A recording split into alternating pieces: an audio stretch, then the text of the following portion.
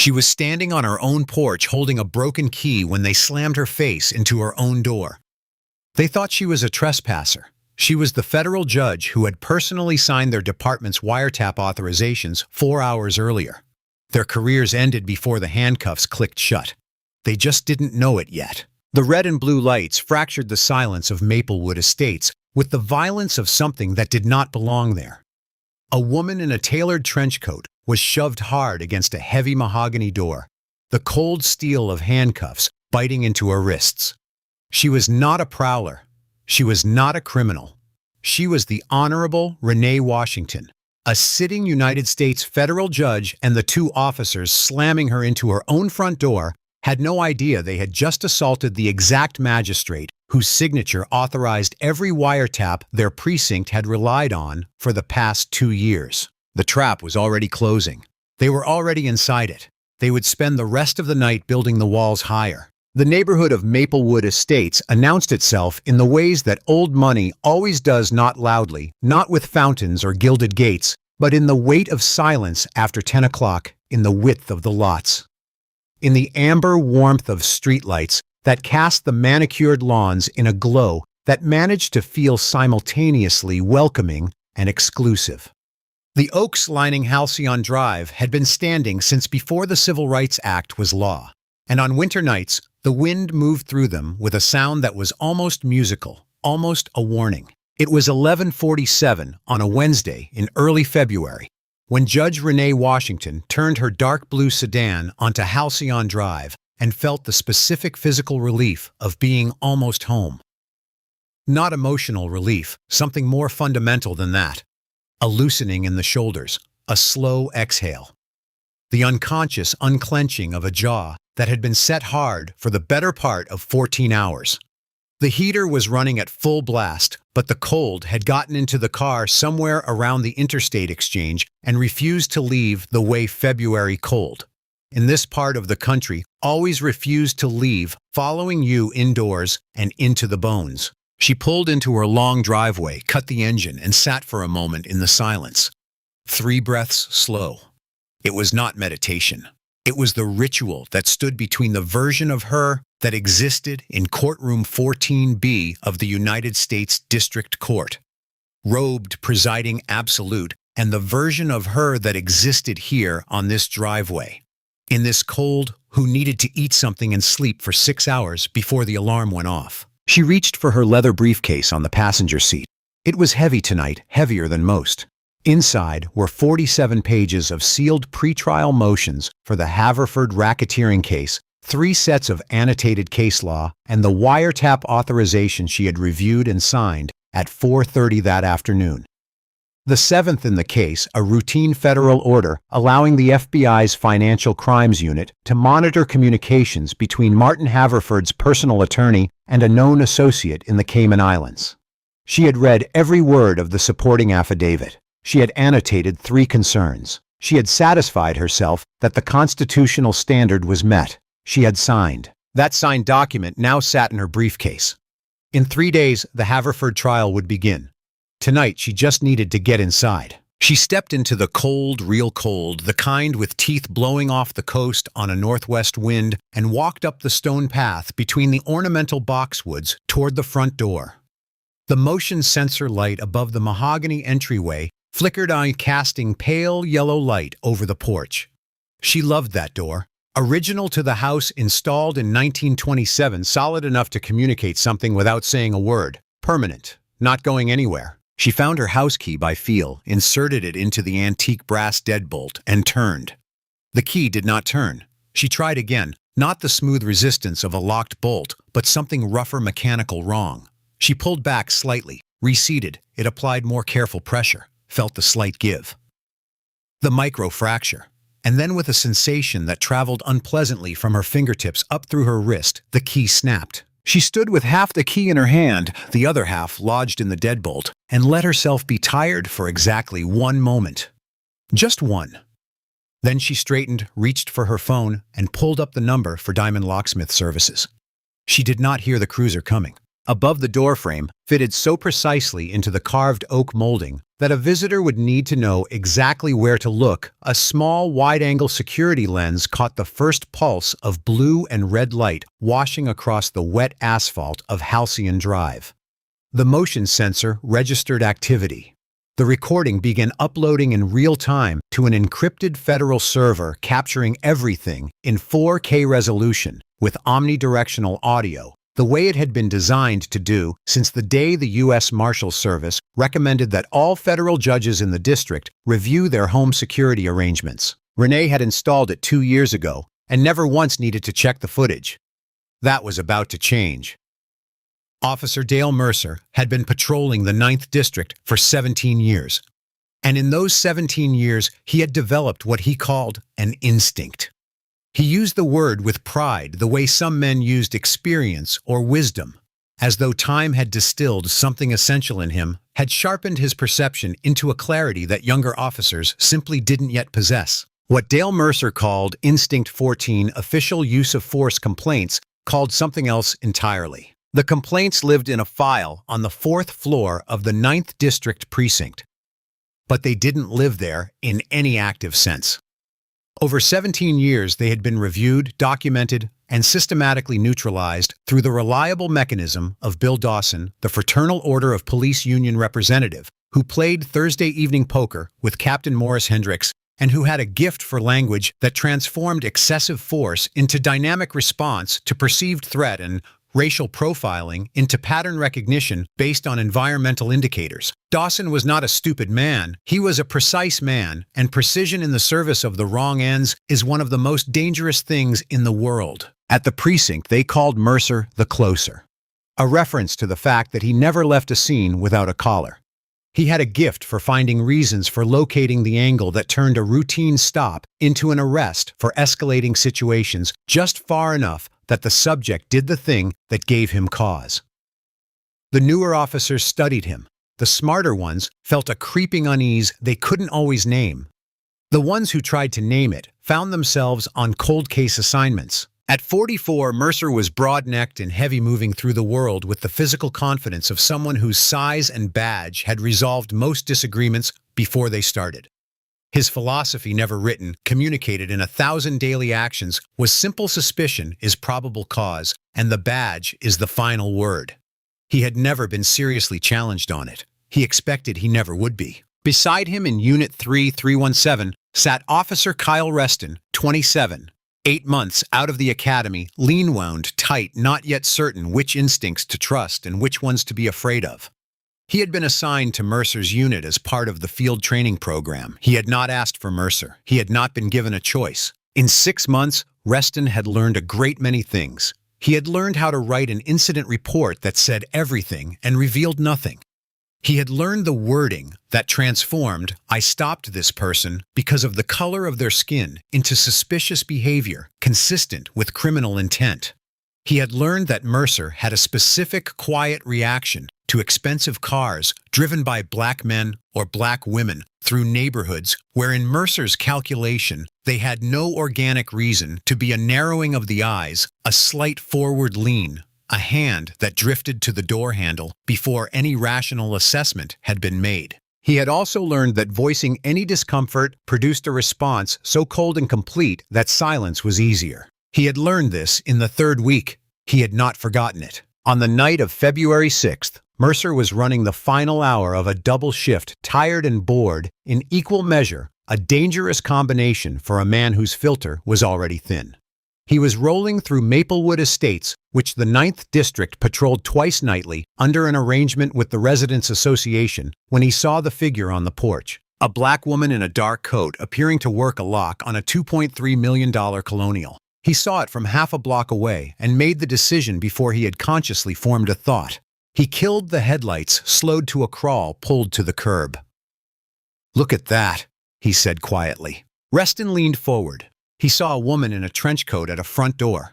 He saw the late-model sedan in the driveway, clean, expensive, registered presumably to the house. He noticed the motion sensor porch light was on, which suggested the woman had been standing there long enough to trigger it. "She doesn't look like a prowler," Reston said carefully. "Look at the car in the driveway. Maybe she's locked out. Mercer was already reaching for the door handle. In Maplewood, don't be naive, kid. He straightened one hand on the door, the other reaching for the spotlight. Let's light her up. Reston opened his mouth, closed it, got out of the car. In the world of the United States District Court, there was a particular phenomenon that attorneys who had appeared before Judge Renee Washington described to those who hadn't. It wasn't about her rulings, though her rulings were consistently precise and rarely overturned on appeal.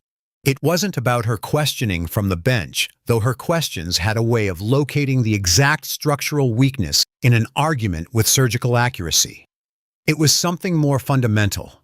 It was the quality of silence that descended over courtroom 14B when she took her seat, not the performed hush that follows a bailiff's all rise. Something earned.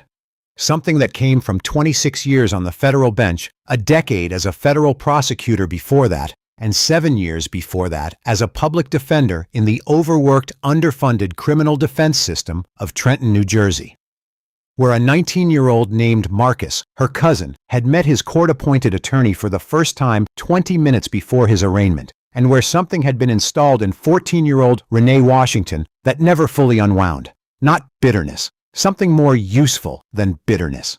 A specific productive converting kind of anger that had propelled her through Georgetown Law, through the Federal Public Defender's Office, through the U.S. Attorney's Office, and finally to the bench where she had spent the last 15 years doing the work she had always understood as the only real answer to what happened to Marcus. She was at 54, one of the most respected federal jurists in the district. She was 3 days from presiding over the largest racketeering trial in the district's history.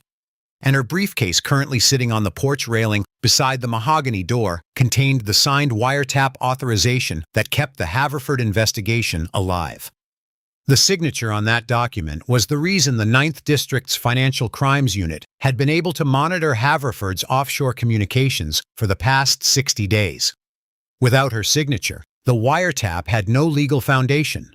Without the wiretap, 2 years of federal investigation risked collapse. Officer Dale Mercer did not know any of this. The security system installed at 3317 Halcyon Drive had been built to federal specification after the U.S. Marshals Service advised all district judges to review their home security. The camera above the door was embedded in the architectural molding so precisely that it was invisible to anyone who didn't know where to look. It recorded 4K video with omnidirectional audio uploaded in real time to an encrypted federal server. Renee had never needed to review a recording. Tonight, the camera had been running for 43 seconds when the cruiser's spotlight found her. The light arrived without warning, not a gradual brightening, but a detonation of white 1,000,000 candela, hitting Renee Washington all at once with the physical force of something solid. It erased the porch, erased the door, erased the amber warmth of the motion sensor light, and replaced everything with a blinding flat white that registered as pain before her eyes could respond. She dropped her phone.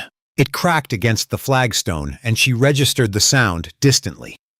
Both hands flying up reflexively, one gloved palm pressed against her eyes.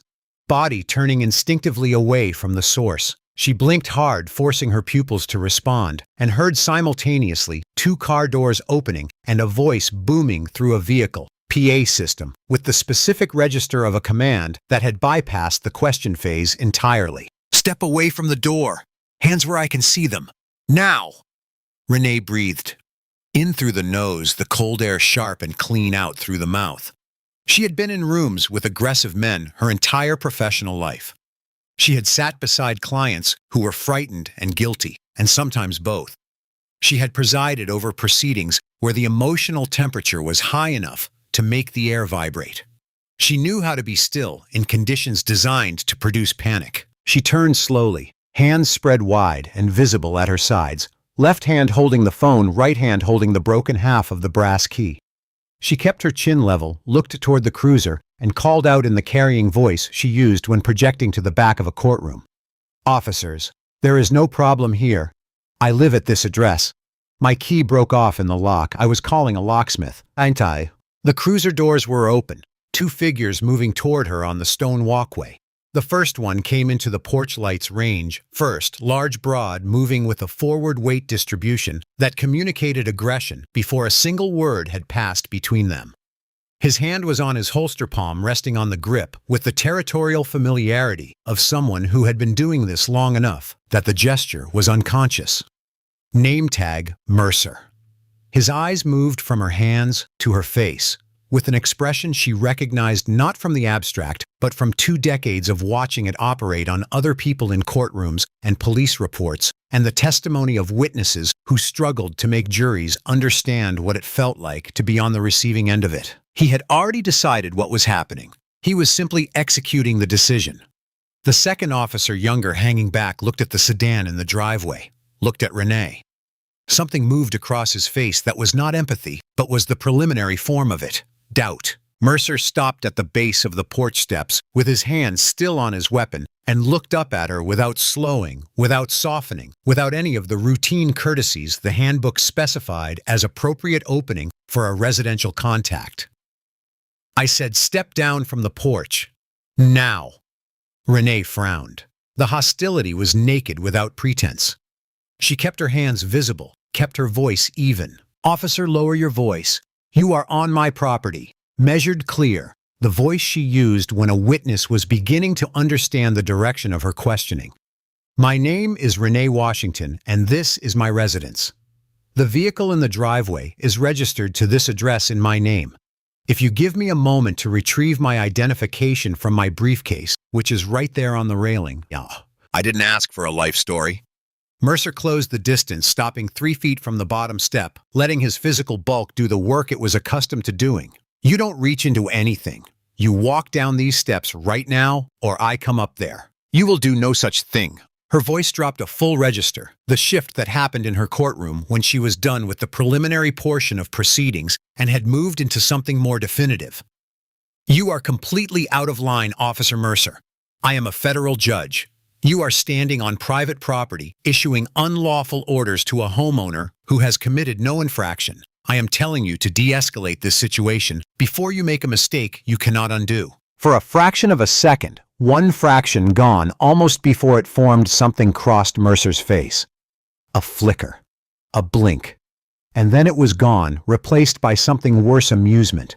The performed disbelief of a man playing to an audience only he could see. A federal judge. He said it like he was repeating a punchline. Turned his head slightly toward Reston. You hearing this? Watch her hands.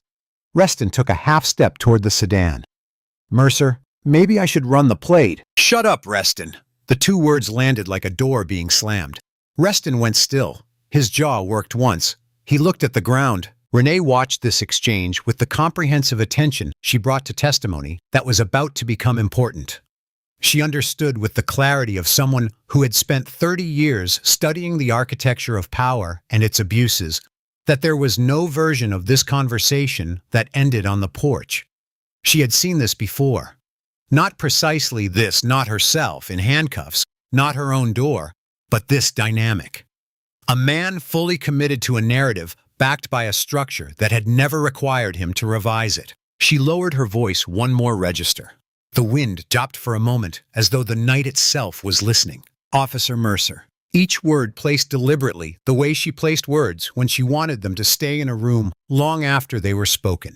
I am going to say this once more, and I am asking you to hear it. My name is Renee Washington. I am a sitting federal judge of the United States District Court. This house, this vehicle, this address, all of it is mine. All of it is verifiable in 60 seconds if you run that plate. The key is broken in the lock. I arrived home from court 20 minutes ago. I signed a federal wiretap authorization at 4:30 this afternoon that is currently inside that briefcase on the railing. She held his eyes. I am asking you for the last time to de-escalate before you make a mistake that goes far beyond your career. She watched the words move across his face without penetrating. She watched him hear the authority in her voice and translate it in whatever internal mechanism she had spent her career trying to understand and dismantle into provocation, into defiance that required a response. She saw the muscle in his jaw tighten. She saw the hand on the holster grip shift. She saw a half-second before it happened that he had made the decision. He came up the steps in 2 strides. No warning, no further instruction. Just the sudden, overwhelming physical reality of him. The smell of coffee and synthetic fabric. The geometry of his size reducing the porch to something much smaller than its actual dimensions. The hand leaving the holster and moving to her coat. He grabbed her by the lapel of her trench coat, the good wool one bought on Michigan Avenue 8 years ago, worn to every significant professional occasion since, and yanked her forward with a force that used her own surprise against her. The world rotated. The amber light and the white light and the cold night air all blurred together in a single nauseating arc, and she felt her briefcase leave the porch railing and heard it hit the flagstone and then the mahogany door. The impact was total. Her left cheekbone struck the solid wood at a velocity her body had not chosen and could not absorb, and the sensation was not quite pain. Not yet pain would arrive in a moment, but something preceding it. Something more fundamental. A white flash behind the eyes. A sudden irrelevance of everything except the fact of the impact and the vibration it sent through the architecture of her skull. She heard from somewhere that seemed very far away, someone yelling, resisting. "Stop resisting, Mercer." His voice immediately after the impact, loud and declarative, and entirely unprompted, a narration being constructed in real time, laid over a reality that bore no connection to it. She registered this, filed it. Her face was against her door, and she could see the grain of the mahogany wood from an inch away, the long reddish-brown lines of it, the small variations in tone, the history of the wood encoded in its surface, and she was aware of her left arm being wrenched behind her. The shoulder joint protesting the angle with a searing precision that cut through the shock, and Mercer's forearm pressing against the back of her neck with the deliberate crushing weight of someone who had learned exactly how much pressure was required to keep a person compliant without leaving marks that didn't fade. "Take your hands off me," she said it into the wood. Her voice came out quieter than she intended. Her cheek was against the door, and the breath required was harder to find with the forearm on her neck. But she said it, clearly. "For the record, you are assaulting a federal officer. You are destroying your life right now. Shut your mouth." His voice was close, hissing. She felt his grip on her left arm increase, felt the joint being leveraged past its comfortable range toward the precise boundary of structural damage, the place where tendons communicate with the brain in purely binary terms. She made a sound that was involuntary, and that she would have prevented if she could have. From behind her and to the right, Reston's voice. Higher pitched, carrying the specific pitch of someone who has just recognized the scale of what is happening and is nowhere near equipped to stop it. "Mercer, Jesus." Grab her other arm. Cuff her. She felt the second set of hands on her wrist trembling. She registered this and filed it, and then the sound. The specific mechanical certainty of handcuffs, click, click, click. She had heard that sound thousands of times, in her years as a public defender, sitting beside clients at booking, in her years as a prosecutor building records, in her years on the bench reviewing transcripts. She had heard it across courtrooms and in testimony and in the police reports that crossed her desk in quantities large enough to constitute a career. She knew its meaning from every direction. She had never heard it from this angle. She had never felt it on her own wrists. The cuffs were too tight. She felt it immediately steel, biting into the skin above her wrist bones, pressing against the tendons and vessels there with a pressure that would leave marks. She would have bruises. She noted this the way she noted an exhibit being entered into evidence. They pulled her away from the door. She caught a brief, blurred glimpse of her own reflection in the small, decorative glass panel beside the frame, a black woman in a trench coat, hands behind her back. Blood on her face, standing in the porch light of the house she had earned. And then they were moving, walking her down the porch steps, and she kept her spine straight and her chin level, because there was nothing else left to her, and she was not going to give him the additional satisfaction of watching her falter. On the flagstone in the bottom of the steps, her leather briefcase lay on its side. In the porch light, the gold-embossed lettering on the front panel was clearly visible to anyone who looked. The Honorable R. Washington / U.S. District Court. Reston saw it. She watched him stop.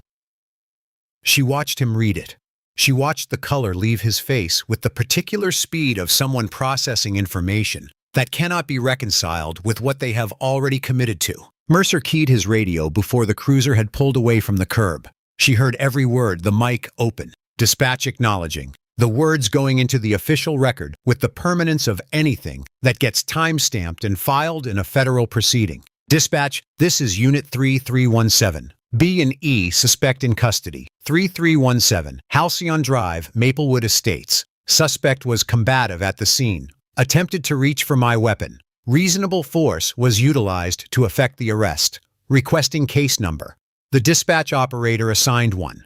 Noted the time 11:54 p.m. Every fabricated word now official, now documented, now permanent. Renee memorized it. She was exceptionally good at memorizing, had been since law school, had refined it across 3 decades of proceedings where the precise wording of things was the difference between freedom and incarceration. She memorized Mercer's exact phrasing, the way she memorized the exact phrasing of an evasive witness with the specific attention of someone who intends to return to it later in a context the speaker will not enjoy. She also memorized the badge numbers, read them as they walked her to the cruiser, clearly visible on each officer's chest in the cruiser's ambient light. Mercer 3317, Reston 4409. She turned the numbers over in her mind twice to fix them, then set them aside. The drive to the precinct was 4 miles. Neither officer spoke for the first 2. Through the mesh divider in the cruiser's interior light, she could see the back of Reston's neck, the way it went rigid, and then slowly released the physical grammar of a young man absorbing something he did not know how to carry. He had picked up the briefcase. She had watched him read the embossed lettering. She had watched the blood drain from his face. She had watched him show it to Mercer. She had heard Mercer scoff, "Anybody can order a monogrammed bag, kid," and she had noted the fractional hesitation before the scoff. The micro pause of a man encountering doubt and choosing for the 1700th time in his career to override it. This was the specific shape of the problem. Not malice alone, though malice was present and real, but malice reinforced by 17 years of an institutional structure that had taught Mercer the override was always available. That the doubt could always be pushed down. That the system would accommodate whatever story he told it because it always had. He was not a stupid man. He was a man who had been educated through hundreds of repetitions of the same lesson that he was not subject to the same consequences as other people. He had absorbed that lesson so thoroughly that even now, with her in the back seat and the briefcase on the passenger seat and the gold lettering right there in the light, he was already building the story that would get him through this.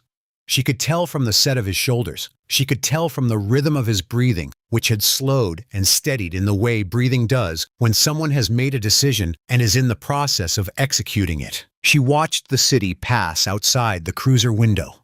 The late amber of empty commercial streets. The dark rectangles of closed storefronts.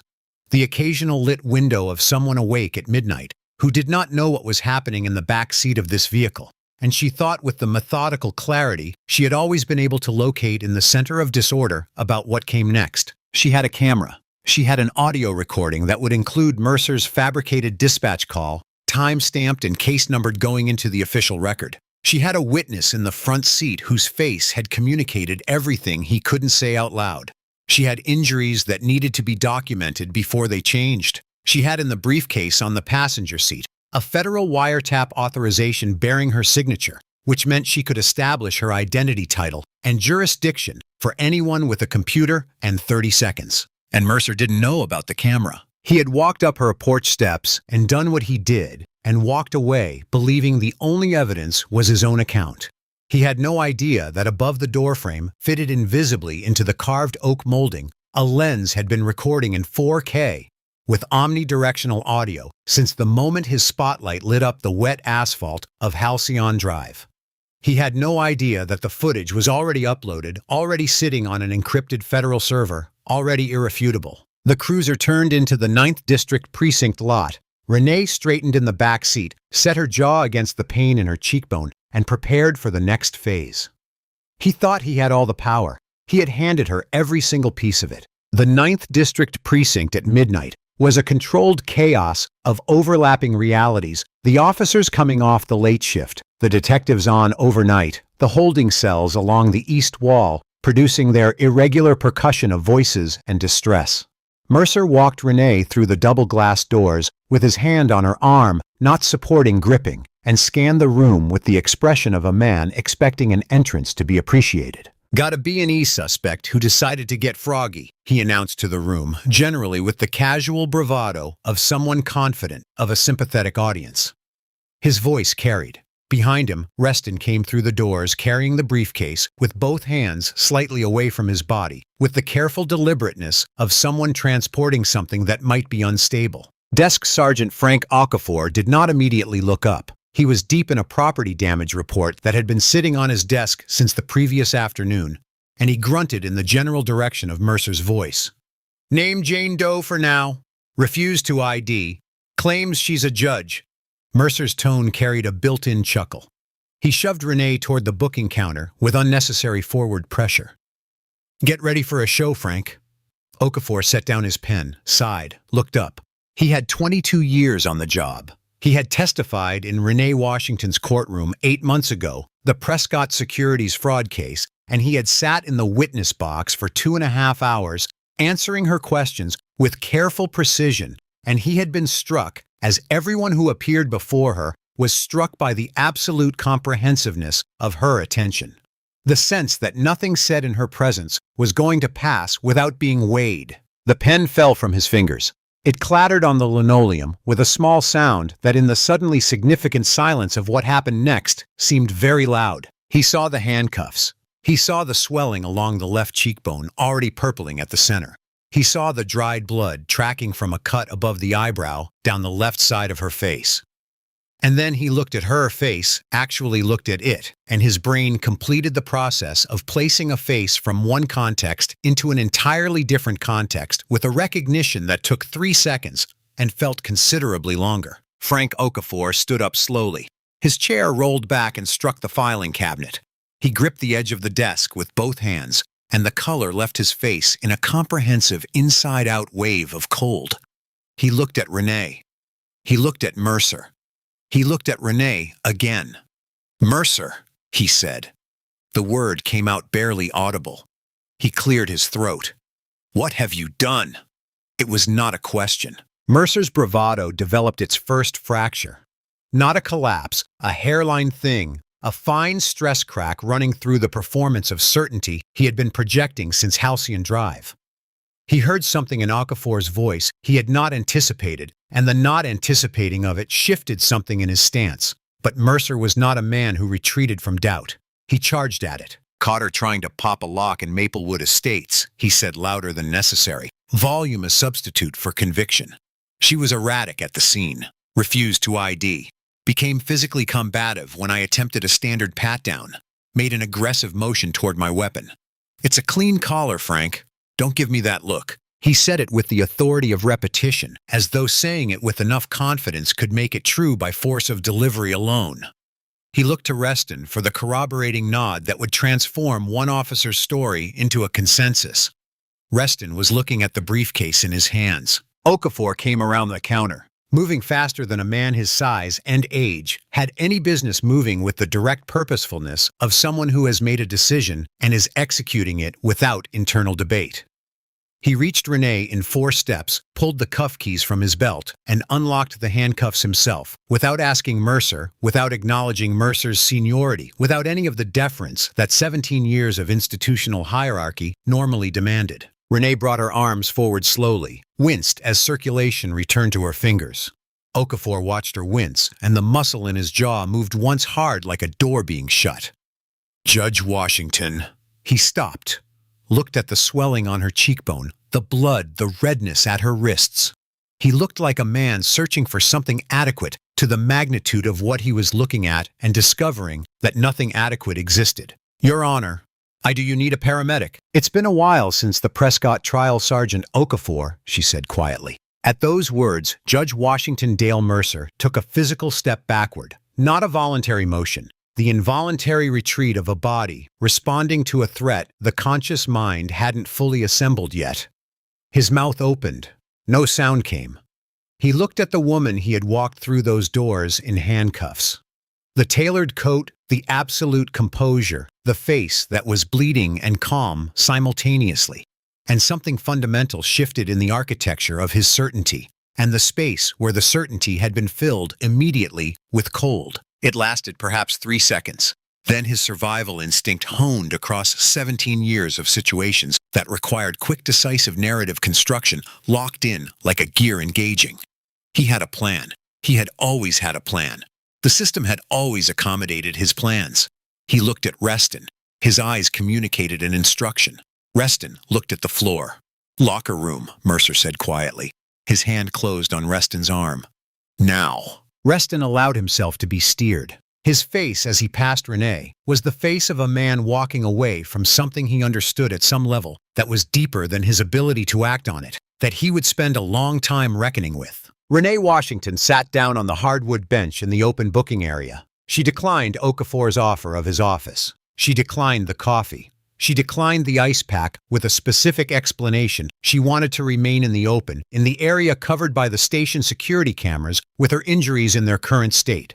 She folded her hands in her lap. She was not merely a victim waiting to be helped. She was a federal magistrate gathering evidence, and she intended to stay exactly where she was visible and documented until the process that had already been set in motion by a camera above her front door completed itself. She looked at the fluorescent lights for a moment. She thought about the 47 pages of sealed motions in the briefcase, currently sitting on the passenger seat of Mercer's cruiser. She thought about the Haverford trial in 72 hours. She thought about the wiretap authorization bearing her signature, and about what it would mean legally, institutionally, in terms of the investigation's integrity, once the full dimensions of tonight became part of the federal record. Then she thought about Mercer in that locker room right now, building a story that the camera had already destroyed. She thought about him signing his name to it. She almost felt sorry for him. Almost. The locker room of the 9th District smelled of institutional detergent, and the compressed anxiety of shift changes, a smell built into the walls over 20 years. At this hour, it was empty except for 2 men, and the emptiness made it feel very large and very small at the same time. Mercer paced. He had been pacing for 3 minutes long, for him not a natural pacer. The physical manifestation of a mind applying its considerable talent for narrative construction. Under conditions of maximum pressure. He was sweating through his uniform shirt. His coffee from 10 o'clock was producing an acidity in his stomach that felt like something being eaten through. Reston stood at his locker with one hand on the door, not opening it. He had not spoken since they came in. "Okay." Mercer stopped, turned. His voice carried the focused energy of a man who has arrived at a decision and is committing to it fully. "Listen to me, Kyle. I need you to actually listen." Reston looked at him. Under the flat fluorescent light, he looked young in a way the past 6 months had been rapidly aging and simultaneously older than he should have been. "I know what you're going to say." Reston started. "Then I'll skip it." Mercer sat on the wooden bench, pulled an incident report form from his clipboard, found a pen. "Here is what happened. We observed suspicious activity consistent with B&E at a Maplewood Estates residence. Upon approach, the suspect was uncooperative and erratic. She refused to identify herself. She smelled of intoxicants. She didn't smell of anything." "Kyle." Mercer's voice went patient. The patience was its own kind of threat. "She smelled of intoxicants. Upon my approach to conduct a standard officer safety pat-down, the suspect became physically combative. She struck me in the chest. She made an aggressive motion toward my duty weapon. He was writing as he spoke, hand moving fast. Reasonable and necessary force was utilized to subdue the suspect and effect a lawful arrest. He signed his name at the bottom with a violent, committed flourish. Your supplemental report says the same thing. Clean, simple, consistent." Reston had not moved from his locker. He was looking at his hands. "She's a federal judge, Trent. She says she's a federal judge. Her briefcase says she's a federal judge." Mercer set down his pen. He turned to look at Reston with a controlled expression that was working harder than it appeared. "I've seen federal ID counterfeits in this job that would fool a magistrate. You think someone running a grift in Maplewood doesn't come prepared?" He paused. "And even if she is, especially if she is a federal judge, understands how quiet settlements work. The last thing she wants is her face on the news attached to a resisting arrest charge. The chief will call her people. Her people will call our people. The charges disappear. The complaint disappears, and everyone goes home quiet. He tapped the pen on the form. The only way this becomes a problem is if the story falls apart. And the only way the story falls apart is if I don't back your play. Reston's voice was flat. Right. There was no smell of alcohol. Reston said each word separately, the way people speak when they need the words to stay distinct from each other. She did not reach for your weapon. The key was broken in the lock. We both saw the car in the driveway. I wanted to run the plate and you told me to shut up. He looked up. I'm not going to federal prison for a lie, Trent. Mercer stood. He crossed the distance between them in 3 steps and used all of his 40 additional pounds and 6 additional inches to occupy as much of Reston's immediate space as the room allowed. Reston held his ground. Barely. You are 8 months out of the academy, Mercer said quietly. Quiet was worse than loud. No commendations. No record worth mentioning. A performance review I write and sign. If you don't back my play, I tell Internal Affairs you initiated the physical contact. I say you panicked, and I had to step in. Who do they believe, 17 years and 14 commendations, or a rookie who can't hold his weapon steady? He let that settle. You write your supplemental report. Same story. You sign it. And in 6 months, this is a footnote. Reston pressed his lips together. His breathing had quickened in the way of someone suppressing a physiological response. She's a federal judge, he said again. Quieter now, almost to himself. She's a woman who is on a porch. Mercer picked up the clipboard. You've got 15 minutes. Don't make me come back for it. He left. Reston stood alone in the locker room for a long time. He looked at his hands. He looked at the blank supplemental report form on the bench. He looked at the door through which Mercer had just walked. He picked up his pen. He set it down.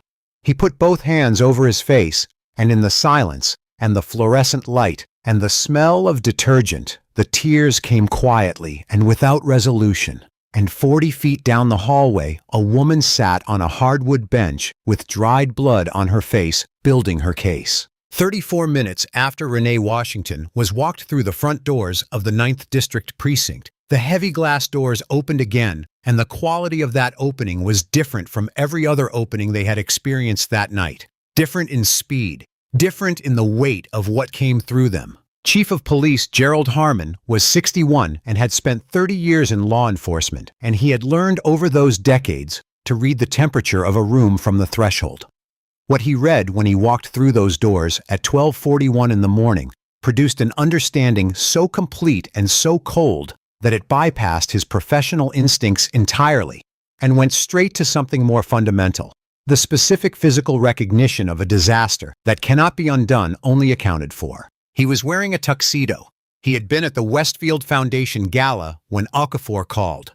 The call had been brief and carefully worded, and Harmon had needed to ask twice before his mind would accept the literal meaning of the words, because the meaning kept sliding away from him, kept being replaced by something less catastrophic, something more manageable. He had left without his coat.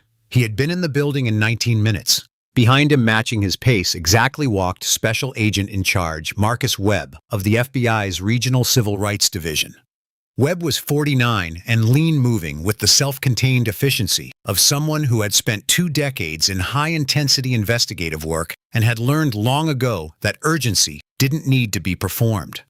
His dark suit was immaculate. His gold shield was clipped to his belt. He had been on the phone for most of the drive, and the calls had been brief and precise, and had involved words like federal jurisdiction, and evidence response team, and I need that encryption key before I walk in. Harmon crossed the booking area. He saw Renee on the bench, the trench coat, the posture, the swollen cheekbone, the dried blood, and reached for a composure that was not fully available to him, because what he was looking at was not an abstraction, not a political liability, but a specific woman with a specific face that an officer under his command had put in its current condition. Judge Washington.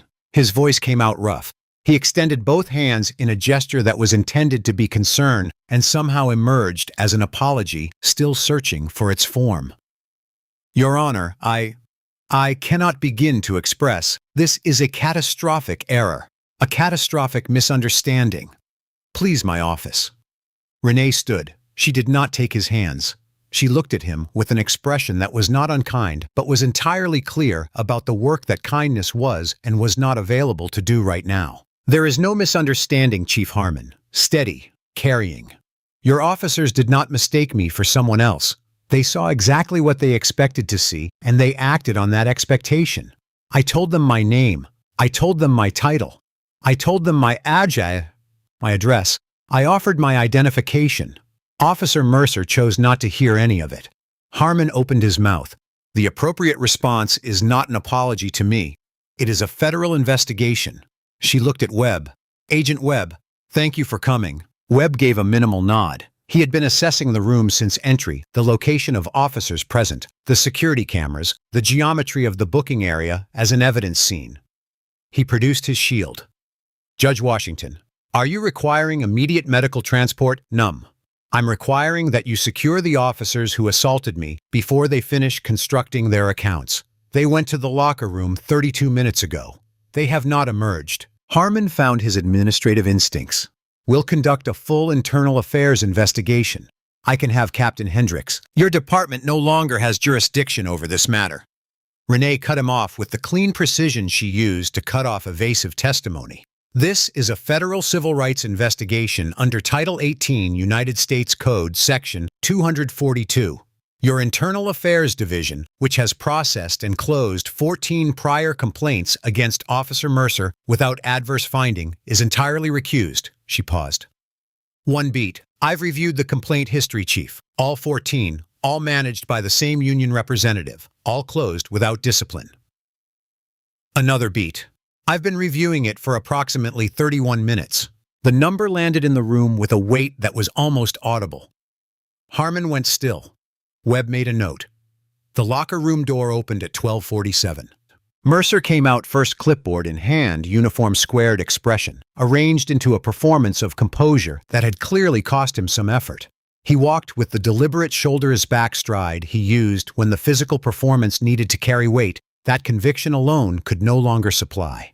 Behind him, Reston walked with no performance at all. He moved like a man carrying something heavy on the inside of his chest, something with no external expression, except in the particular quality of his stillness. Mercer saw the chief in his tuxedo, saw the man in the federal suit, saw the gold shield. His stomach dropped with a velocity that he felt physically a cold downward motion somewhere below the sternum. But his survival instinct overrode the drop before it reached his face. 17 years of practice. He kept walking. He reached the booking desk. He slid the completed incident report across the counter toward Okafor with the flat, controlled aggression of a man who has decided he cannot afford to stop performing. Chief, he addressed Harmon without looking at Webb. Incident reports for the arrest. Assault on a police officer, resisting arrest, suspected public intoxication. Standard B&E response protocol was followed throughout. The suspect became combative at the scene. The room stopped. Everything in it stopped. The ambient noise of a functioning precinct, phone's radio, chatter, the movement of bodies, all of it ceased in the way that sound sometimes ceases in the moment before something significant, as though the building itself was paying attention. Every officer at every desk had turned. The overnight dispatcher was standing. The clerk at the far end of the bullpen had not moved since Mercer walked out of the corridor. Chief Harmon looked at the report on the counter. He looked at Renee Washington's face. He looked at the report again. The expression that moved across him was the expression of a man watching two irreconcilable things occupy the same space, the story in the report and the reality in the room, and being unable to choose which one to accept as real. Webb looked at Mercer with the calm, detached focus of a man watching a subject build the cage he was going to spend the next several years inside and finding it almost clinically interesting from a professional standpoint. Officer Mercer. Renee's voice was soft. In the total silence of the room, soft was more effective than loud. She let the syllables carry. Mercer looked at her. He kept his chin lifted. He was still in the performance. Is that your sworn official statement? It is. He held her gaze. Signed under penalty of perjury. She was combative. She struck me and reached for my weapon. I used reasonable force, He said it looking directly at her, at the swelling on her cheek his hand had caused, at the blood his force had drawn, at the woman who had been standing on her own porch with a broken key, and he said it to her face. Renee held his gaze for 3 seconds. Then she turned to Webb. Agent Webb, my house at 3317 Halcyon Drive is equipped with a biometric security system. Embedded in the architectural molding directly above the front door is a 4K resolution wide-angle camera with omnidirectional audio motion-activated recording directly to an encrypted federal server. She paused for 1 beat. The camera activated when Officer Mercer's spotlight hit the lens. It recorded the complete encounter, every word, every action, every second before he ever got out of the car. Webb reached into his jacket and checked his phone. He had received a message. He read it. He gave a single, minimal nod. He signaled toward the precinct entrance. A field agent came through the glass doors. He crossed the room with practiced efficiency, reached the booking counter, and set a federal evidence bag down with a sound that was quiet and deliberate and final. Inside the bag, a small silver hard drive, rectangular the size of a deck of cards. The footage had been pulled from the cloud server from the parking lot outside. It had taken 11 minutes. The color left Dale Mercer's face. Not gradually, all at once. A single comprehensive withdrawal that left him the color of the cinder block wall behind him. His jaw still set, but the set changed no longer. The set of a performance, but the set of a structure under critical load. The clipboard left his fingers. He did not release it deliberately. He simply stopped holding it. It hit the linoleum with a sound that was disproportionately loud in the silence. Officer Mercer, Renee said. Her voice had dropped to the register she used for final instructions, the voice that came immediately before the gavel. She held his gaze across the distance of the booking counter, across the gap between what he had done and what he had just sworn to. You did not just assault a federal judge. You submitted a perjured sworn statement to the Federal Bureau of Investigation in a room containing the unedited evidence that contradicts every word of that statement. The camera was running before your spotlight hit my face. It captured your dispatch call. It captured the encounter in full. It captured your partner reading the lettering on my briefcase. One more beat. You didn't trap me on that porch, Officer Mercer. You walked into the camera's frame and trapped yourself. Mercer looked at Reston. Reston looked at the wall. The conference room at the 9th District Precinct was 14 by 16 feet of institutional beige, containing a long wooden table whose surface bore the history of 1,000 difficult conversations, coffee rings, pen grooves, a crack along the far edge that had never been repaired. The fluorescent light above it was the same as every other light in the building, but in this smaller room, it felt closer. More forensic. Mercer and Reston had surrendered their weapons and duty belts at the door. They were no longer acting officers.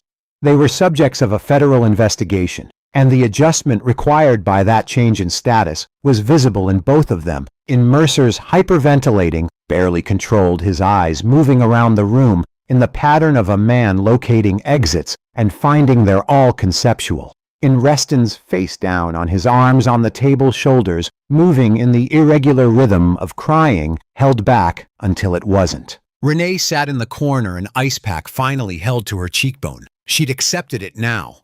The swelling at the stage where the documentation of appropriate first aid mattered. Her right hand rested on the table. Her left held the ice pack. She watched both men with the specific attention she brought to witnesses whose testimony she was about to hear. Webb opened his laptop at the head of the table. The evidence technician had connected the hard drive.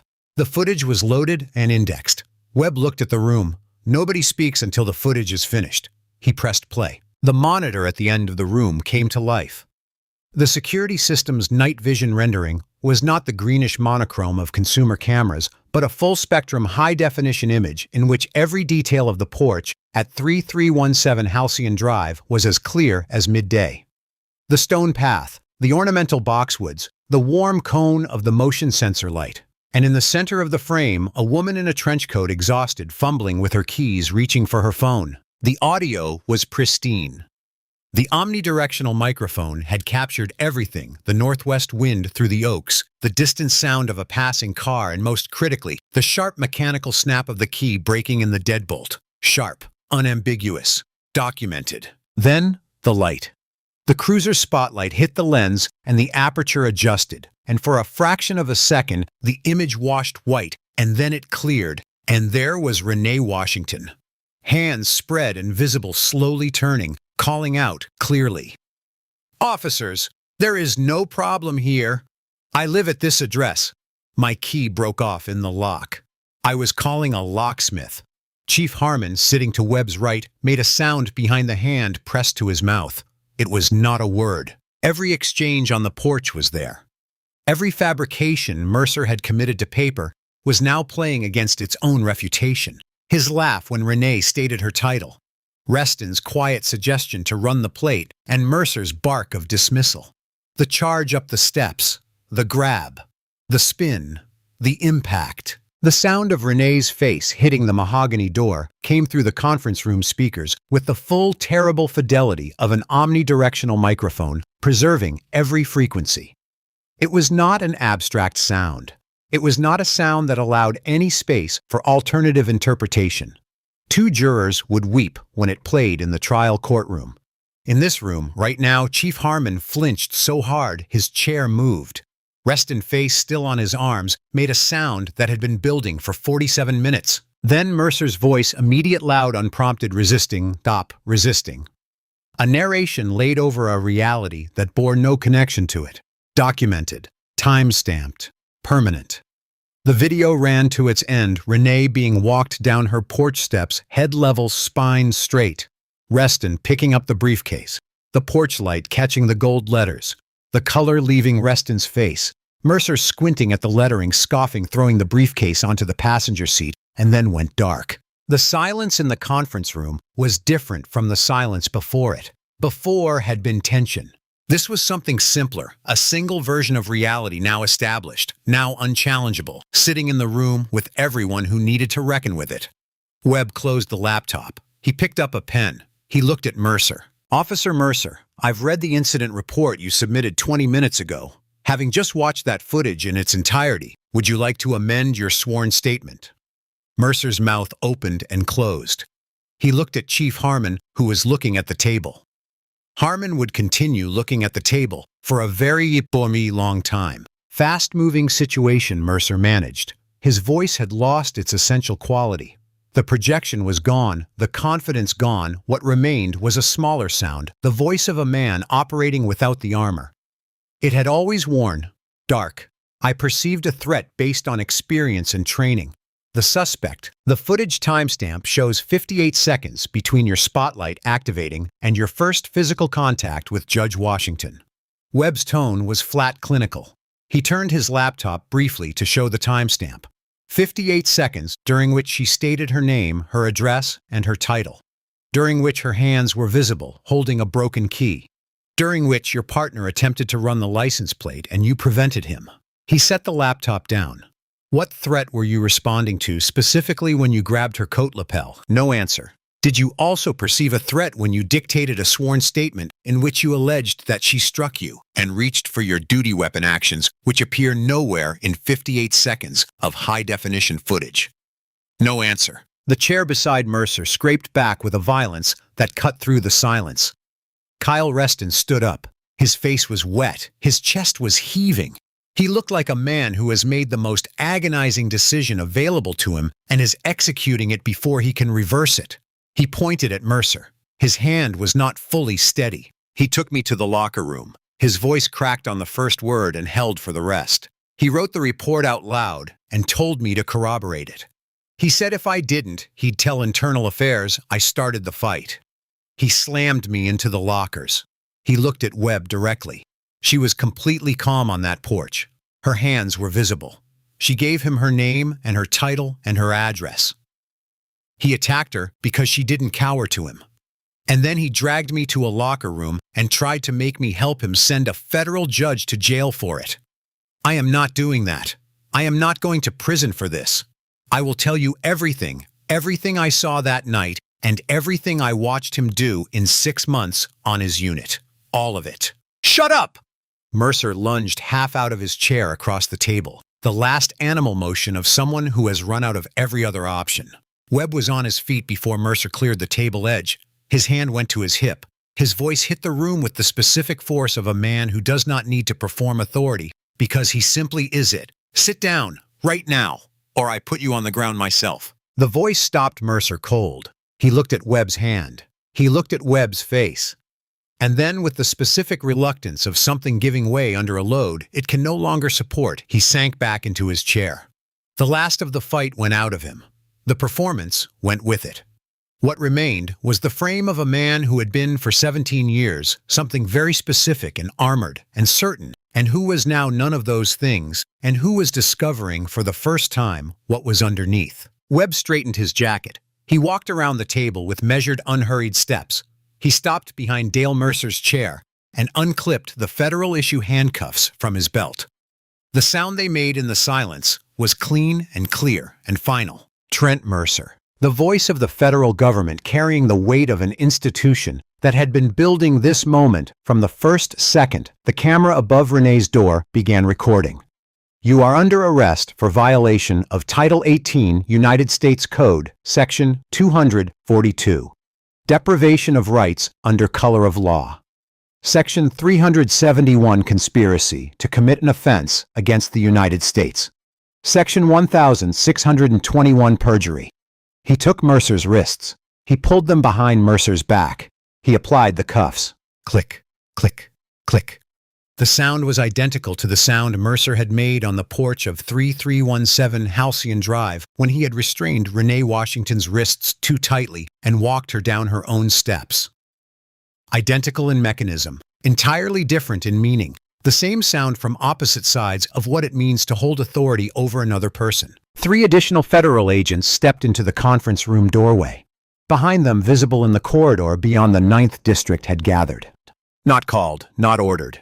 They had simply come drawn by the sound of Reston's breakdown, by the quality of what was moving through the building, the way people are drawn to the sight of something they know will matter.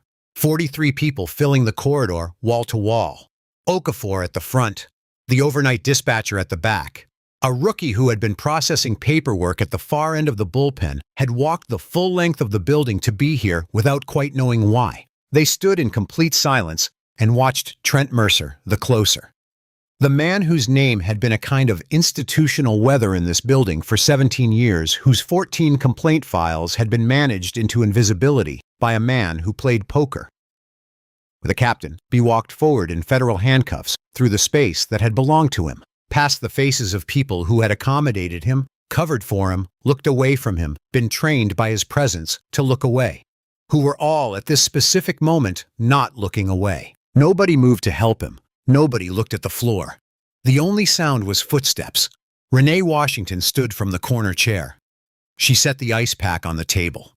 She straightened her trench coat, the collar, the lapels, the belt.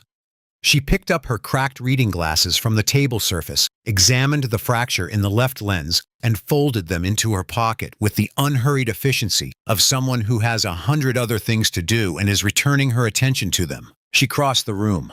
She stopped a foot from Dale Mercer, close enough that he had to choose. He chose to look at her, the specific agony of that choice visible in the set of his face, and she held his gaze and spoke quietly enough that the words were for him alone. You relied on a system you believed would protect you, regardless of the truth, regardless of what the evidence showed, regardless of who was standing across from you. She held his eyes. That belief served you for 17 years because the system you're describing was real. It was maintained deliberately by people in this building who calculated it was in their interest. She paused. But you forgot one detail, Mr. Mercer. The system you were counting on to save you is the same system I work in. And in my system, the camera was running before you ever got out of the car. You didn't just assault a judge. You assaulted the judge who signed your department's wiretaps. You handed me everything. She paused one final beat. I am the system. She turned and walked out of the conference room without looking back. Down the corridor past the gathered precinct, past Okafor, who met her eyes and gave her one single nod, not a greeting, not a farewell, but an acknowledgement of what she had survived and what it had cost and what it was now worth. She went through the precinct doors and out into the February cold, and the parking lot's amber light caught the dried blood on her cheekbone and the absolute unbroken steadiness in her face, and the northwest wind was still blowing off the coast, and the city was dark and ongoing and real. The footage from the security camera at 3317 Halcyon Drive went public at 6:17 in the morning of February 7th. It hit every major national news network by 7 o'clock.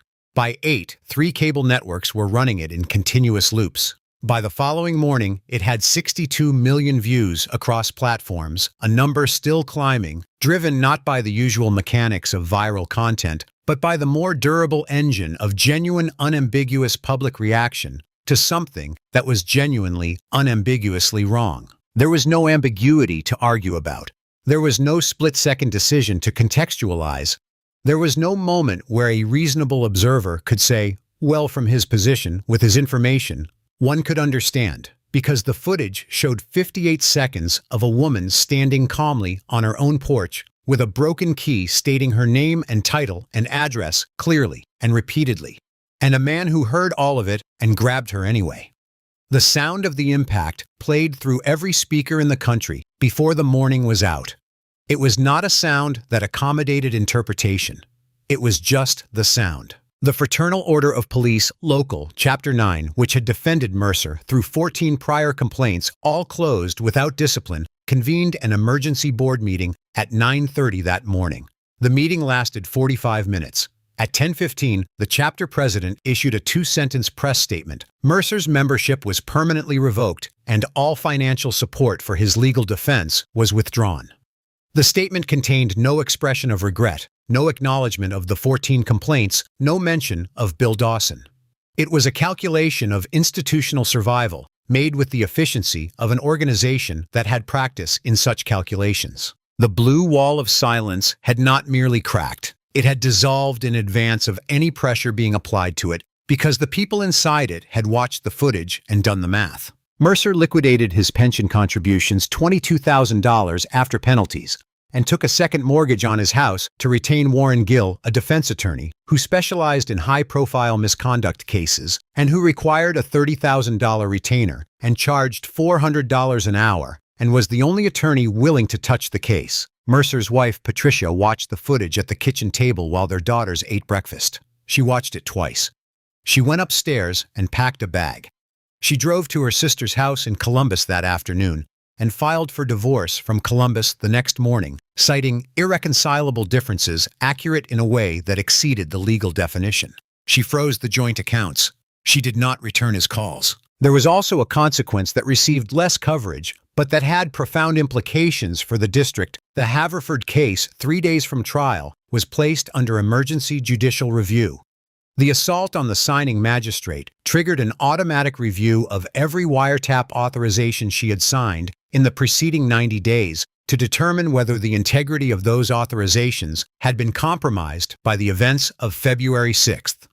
Martin Haverford's attorney moved immediately to have the wiretap evidence suppressed on the grounds that the authorizing judge had been subjected to violent intimidation by local law enforcement in a jurisdiction connected to the investigation. The motion was referred to a different federal judge for emergency ruling. It took 11 days to resolve. The Haverford trial was delayed by 3 weeks, during which the investigation's evidentiary architecture was reviewed line by line.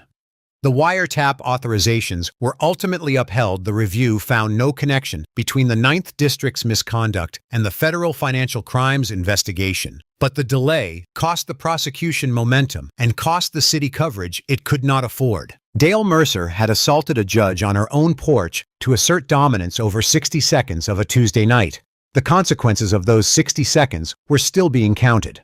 The trial was scheduled 11 weeks after Mercer's arraignment, and the weeks preceding it had the specific quality of time experienced by someone who has lost control of what the time contains. Kyle Reston had entered a cooperation agreement 2 days after the arraignment. In exchange for his full and truthful testimony regarding the events of February 6th and his testimony regarding Mercer's conduct during their 6 months as partners, Reston would plead guilty to a single misdemeanor count of failure to intervene resulting in probation and the permanent surrender of his law enforcement certification.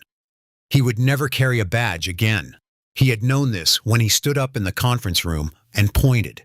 He had decided it was the only cost he was willing to live with. The cooperation agreement made Reston the prosecution's primary witness. It also made him, in Mercer's increasingly desperate calculation, the single obstacle between Mercer and any viable defense. Warren Gill was building on two pillars that the footage, while devastating, didn't capture the totality of Mercer's threat perception and could be contextualized through expert testimony, and that Reston, operating under a plea agreement, had sufficient motive to shade his account in the prosecution's favor. It was not a strong defense. Gill knew this. He had said so explicitly, "I need one person on that jury. One person who can be convinced she escalated the situation. I can work with one person." He had also said explicitly, "You do not contact Kyle Reston. You do not contact anyone connected to this case. You are under a federal microscope. Every call you make is monitored." Mercer had nodded. He had said he understood. The isolation rotted him. He was released on modified bail, $180,000, secured against the second mortgage with electronic monitoring and a curfew. And he went home to a house that Patricia had half emptied of herself and the girls. And he sat in the kitchen where the girls used to do their homework. And he drank cheap bourbon, and he thought about Kyle Reston. In the dead of night on a Thursday, in his fourth week of release, Mercer drove to the Quick Mart on Route 9 and bought a prepaid phone with cash. He drove to the parking lot of a closed hardware store 3 miles from his house and sat in the dark with the engine running and the burner phone in his hand. He dialed Reston's number from memory. 4 rings. The 5th ring answered. "Bryce." His voice was rougher than intended. "The bourbon. It's Trent. Don't hang up." "I can't. This violates your release conditions." "I know what it violates." The anger came fast, the way it always came fast now, without the uniform and the badge and the FOP, between him and the parts of himself that were harder to manage. "Listen to me. You don't know what the feds are going to do to you when they're done using you. They chew up cooperators, Bryce. You're a tool to them. You get on that stand and you say, 'Webb pressured you.' You were confused. You didn't understand what you were agreeing to." "I'm not doing that." "You don't want to hear what happens if you don't." The threat came out before he had finished deciding to make it the way things come out at 2 in the morning with a half-empty bottle and a second mortgage and 17 years of impunity training you to believe that threats are things that work. Every cop in this state is going to know your name and your address. Every single one. You're going to spend the rest of your life looking over your shoulder, Bryce. I promise you that." Reston said nothing. He sat in the bedroom of his new apartment phone to his ear, following the instructions he had been given explicitly by the federal prosecutor's office. If Mercer calls and says anything constituting intimidation, do not respond in any way that would contaminate the recording. His phone had been set up to record automatically from the moment the cooperation agreement was signed. The FBI had anticipated this call with the calm of an institution that had seen this particular behavior before and had learned to position the net before the animal reached the edge. Mercer hung up. He threw the prepaid phone out the window into a storm drain on the way home. He felt for approximately 40 minutes the hollow and entirely false sense of having done something that would matter. At 7:15 the following morning, his front door came off its hinges. Not a knock, not a bell. The specific mechanical violence of a federal entry warrant executed by a battering ram, a sound designed not merely to open a door, but to communicate the nature of what was happening.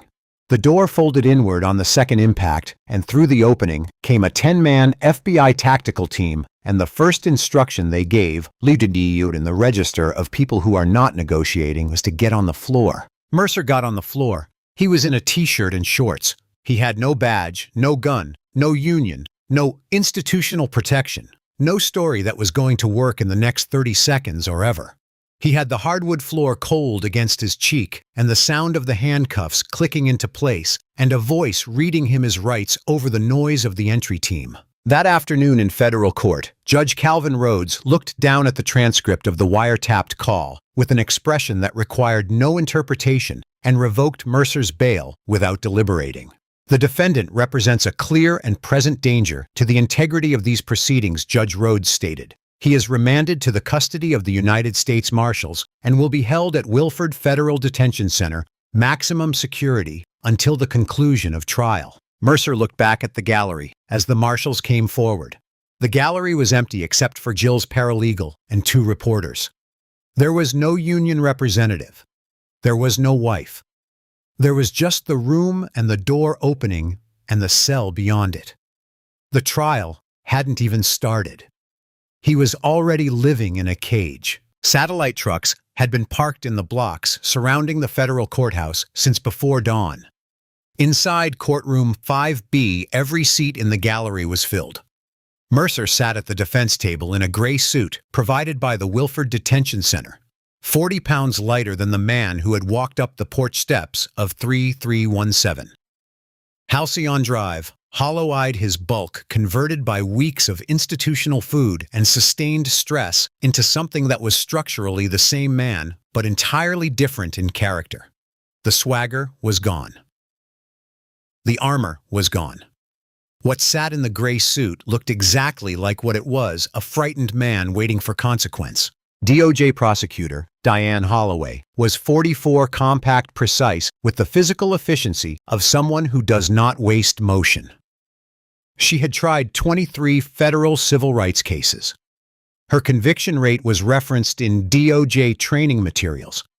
She had prepared for this one with a thoroughness that had required her staff to work through 2 consecutive weekends, and that had produced a case file whose organizational depth was, even for Holloway, exceptional. She presented the prosecution's case in 3 days. On day 1, she played the footage on the courtroom's surround sound system, in the highest available resolution, on monitors positioned so that every juror could see it with full clarity. She played it 3 times. First in silence, no commentary, just the footage from the first flash of the cruiser's spotlight to the final frame of the sedan's license plate in the driveway. Second, with a running timestamp visible marking the 58 seconds. Third, at half speed, pausing at specific moments, Renee stating her name, Renee stating her title, Renee offering her identification, Reston moving to run the plates, Mercer stopping him and holding each pause for a count of 5 before moving on. In the jury box, 2 jurors wept during the 3rd viewing. The sound of the impact bone against mahogany, preserved in full fidelity, moved through the courtroom speakers, and 2 people could not hold what they felt when they heard it. On day 2, Holloway called Kyle Reston. He had been out of the department for 10 weeks. He looked hollowed in a way that was different from Mercer's hollowness. Where Mercer looked like something had been taken from him, Reston looked like something had been set down, like the weight of the person he had been made to be for 8 months had been finally at cost, released. He sat in the witness box in a plain blue shirt and answered Holloway's questions with the direct, unflinching quality of someone who has made a single comprehensive decision and is executing it without reservation. He testified to the night of February 6th in complete specific detail. Mercer's immediate characterization of Renee as a prowler before any observation that could have supported it, his own suggestion to run the plates, Mercer's refusal, the porch, the briefcase lettering, and Mercer's dismissal, the locker room pacing, dictating, signing, threatening, slamming him into the lockers, all of it. He said it looking at the jury, not at the defense table. When you were on that porch and observed Officer Mercer make physical contact with Judge Washington, Holloway asked, was there any action on her part you would characterize as combative or threatening? Reston looked at the jury. His voice was steady. No. She was completely calm the entire time. Her hands were visible. She told him exactly who she was, her name, her title, her address. She offered her identification. She warned him he was making a mistake. He paused. He attacked her because she didn't cower to him, because she talked back to him in a way he interpreted as disrespect, and because he had learned over 17 years that he could respond to that interpretation without consequences. I watched it happen, and I didn't stop it, and I'm going to have to live with that, but I'm not going to lie about it. Jill's cross-examination was competent and found no purchase. The wiretap recording of Mercer threatening Reston neutralized every line of attack before it landed. The jury saw not a compromised cooperator, but a terrified young man, bullied by a senior officer from the night of the offense through to the week before trial. On day 3, in the decision that Warren Gill would spend the rest of his professional life reviewing, he put Mercer on the stand. Mercer testified for 90 minutes on direct. He used the vocabulary of training and threat perception and split-second decision-making. Gil had prepared him well, and for 90 minutes the performance was adequate, if not convincing. Holloway approached the podium for Cross. She had a yellow legal pad covered in handwriting. She rarely looked at it. "Mr. Mercer, you've described your contact with Judge Washington as a split-second response to a perceived threat." She turned to the courtroom monitor where the footage was cued. "The timestamp shows 58 seconds between your spotlight activating and your first physical contact. During those 58 seconds, Judge Washington stated her name. She stated her address. She stated her occupation. She offered her identification. She asked you to check the vehicle registration visible from where you were standing. Your partner attempted to do exactly that, and you stopped him." She set down her legal pad. "Can you identify for this jury the specific moment during those 58 seconds when you perceived the threat that you were responding to?" Mercer tried. He used non-compliant and erratic tone and failure to follow lawful instructions. Holloway walked through each with the footage pausing on the specific seconds each descriptor claimed to describe, and the jury watched the descriptor slide off the reality with nowhere to go. She was exercising her constitutional right not to be unlawfully seized, Holloway said. "Is it your testimony that the exercise of a constitutional right constitutes a threat?" She was non-compliant. She was on her own porch, with a broken key, asking you to check a license plate. Holloway's voice finally rose, not in anger, but in righteous clarity. "In the register that comes when the facts and the argument are perfectly aligned. And when you couldn't find a real reason to grab her, you went into a locker room and manufactured one under oath, under penalty of perjury, in a sworn federal document." She paused. "Did your training and experience also teach you how to commit perjury?" "Mr. Mercer?" "I was scared," Mercer said. His composure had broken not dramatically, not in tears or raised voice, but in the quiet, comprehensive way that a performance breaks when the performer runs out of material. "You don't know what it's like out there. You don't know what we deal with." Holloway looked at him for a long moment. Then she said quietly, the words that would be quoted in every subsequent article about the case, "I know what Judge Washington dealt with." She turned her back to him and walked to her table. No further questions.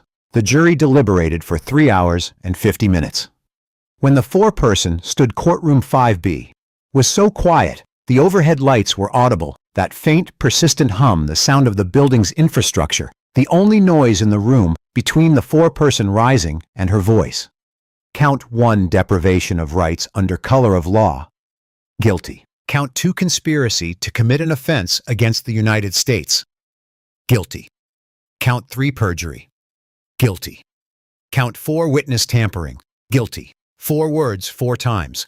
Read into the federal record with the calm finality of a door being closed on a room that will not be reopened.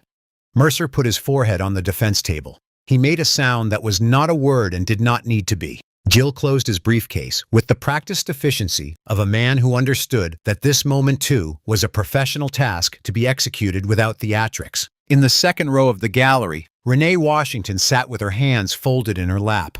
Her face had healed fully. The bruise was gone, the laceration above her eyebrow reduced to a faint line. She wore a gray suit she liked. Her briefcase was on the floor beside her. She looked exactly like what she was, a professional, attending a professional proceeding present because her presence was appropriate and because it mattered.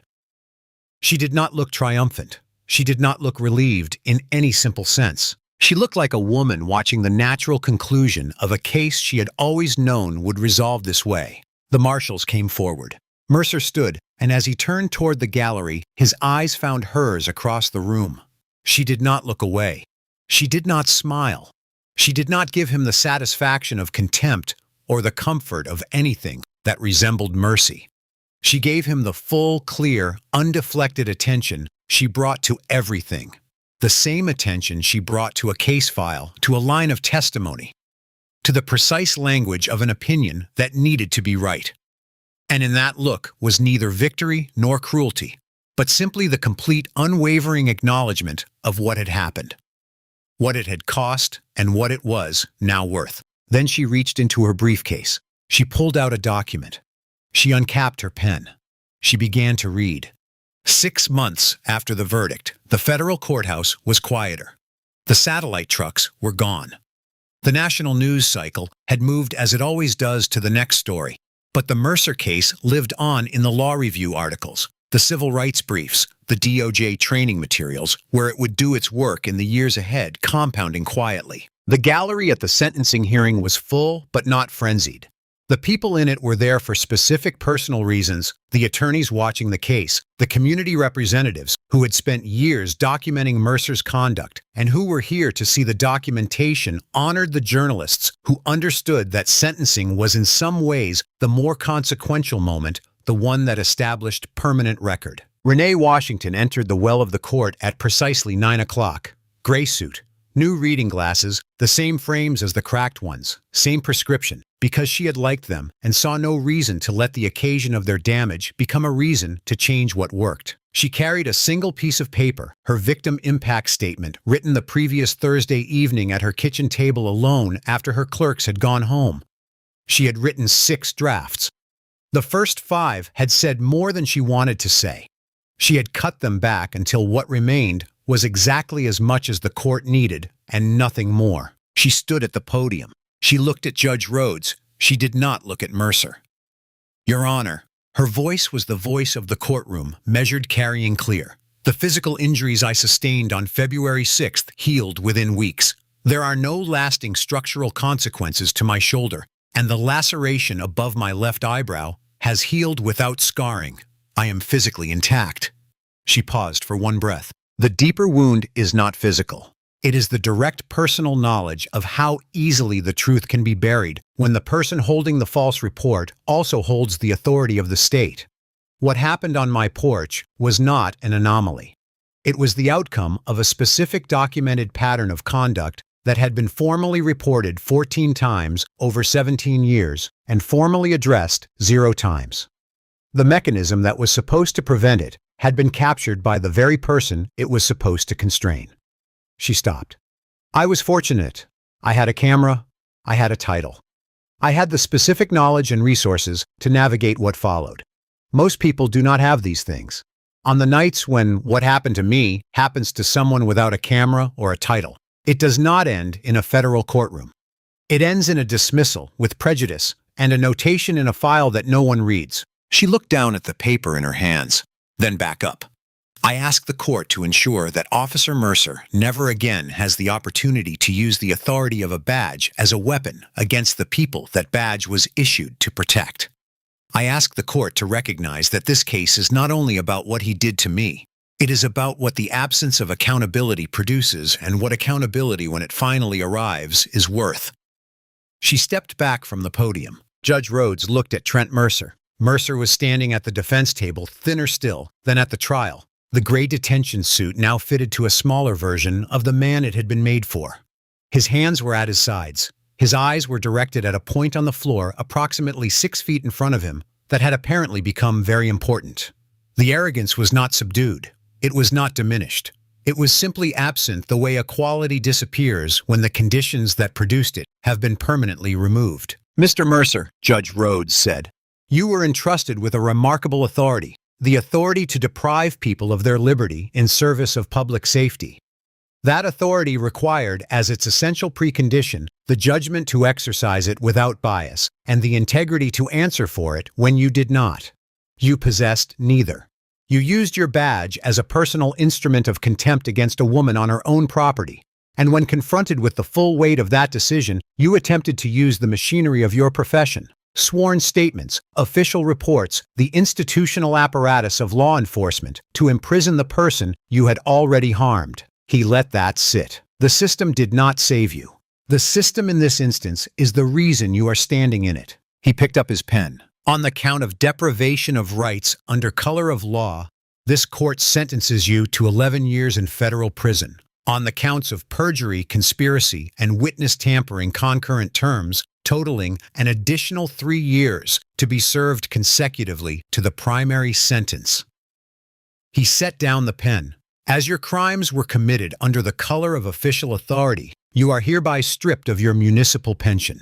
The liquidated value will be applied to restitution for the verified victims of your 14 prior adjudicated misconduct incidents, the complaint files for which are now formally reopened under federal consent decree. The gavel came down. Clean, final. The sound of an institution that has, after documented process, reached a conclusion not subject to appeal by sentiment. Mercer stood where he was while the marshals came forward. He did not speak. He did not look at the gallery. He went with the marshals, and the door through which he left was the same door that had received 100 verdicts before his and would receive 100 more, and it closed behind him with no particular ceremony. Kyle Reston received his sentence from Judge Rhodes. At the same hearing, 3 years probation, mandatory counseling, permanent revocation of his law enforcement certification. He accepted all of it without contest.